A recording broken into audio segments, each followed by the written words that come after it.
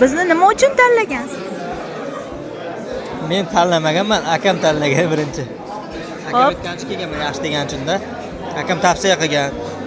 Akam yaxshi natijalar ko'rsatgan ish jarayonida. Qolgan bilimlarni ko'rsata bilgan. O'shaning uchun keyin men ham kelganman-da akamni ko'rib. Men sizlar bilmaganman boshda. Hozir o'zingiz uchun nimadir olyapsizmi o'qishimizni? O'zim uchun olyapman-a. Nimalarni? Narsani bilmas ekanman.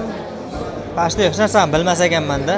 Biznes borasida bilimim nol ekan. Endi asosda shu to'ldiryapman-da, bilim olyapman. O'zi bu sohada umuman bilim bo'lmaganda 1 yil bo'ldi kelganimga. Unda ham sotuvchi bo'lib ishlaganman-da. Boshqa sohalarga, misol boshqaruv, sotuvchilikdan boshqa nima sohaga kirmaganman-da. Endi mana asosda o'rganyapman o'shalarni. O'z bilimlarimni oshiryapman. Marketing, HR, xodimlar bilan ishlash, keyin moliya, qarzdorlik bo'yicha ular haqida umuman tushuncha bo'lmagan. Endi tushuncha paydo bo'lyapti-da, asta-sekinlik bilan. Keyin tartib intizom, ertalab paxotga chiqib kitob o'qishlik. O'shalarni o'rganyapman mana asta-sekinlik. Zo'r, omad.